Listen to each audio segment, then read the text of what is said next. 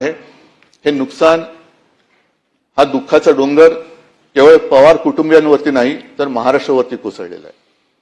आज त्यांच्या बरोबरीने इतर सुद्धा जे आपले सदस्य होते विधान परिषदेचे त्या सर्वांचा उल्लेख ह्याच्यामध्ये आहेच। स्वरूपसिंग नाईक आहेत, अशोक मोडक सर, त्याच्यानंतर गंगाधर पटणे, नीला देसाई तर आमच्या पक्षाच्या सदस्य होत्या, त्या सुद्धा महिला आघाडीच्या आमच्या पदाधिकारी होत्या। एक धडपड करणारी माणसं, आपल्याला मिळालेल्या संधीचं सोनं करणारी माणसं, आणि ही अशी माणसं आपल्यातनं अचानकपणाने निघून जातात। त्याच्याबद्दल आज तरी आपल्याकडे दुःख व्यक्त करण्याखेरीज काहीच नाहीये।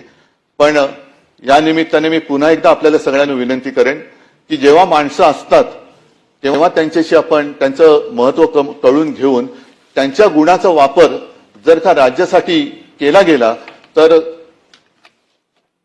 केवळ आपलंच नव्हे तर महाराष्ट्राचं भलं झाल्याशिवाय राहणार नाही।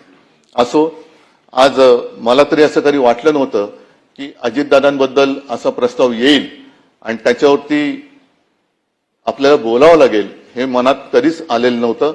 अचानकपणाने ही वेळ आपल्यावरती ओढवलेली आहे। मी अत्यंत भारावलेले आणि जड अंतःकरणाने अजितदादांना श्रद्धांजली हा शब्द मला वापरावा लागतोय, ह्याचं खूप मनामध्ये दुःख आहे। कारण अशी माणसं ही पुन्हा पुन्हा होत नाहीत, असे मित्र, असे सहकारी हे पुन्हा पुन्हा मिळत नाही। मी या सर्वांना माझ्यातर्फे, माझ्या कुटुंबियांतर्फे आणि माझ्या पक्षातर्फे भावपूर्ण श्रद्धांजली वाहतो। आणि पुढचं वाक्य खरंच बोलणं फार अवघड आहे, पण त्यांच्या आत्म्यास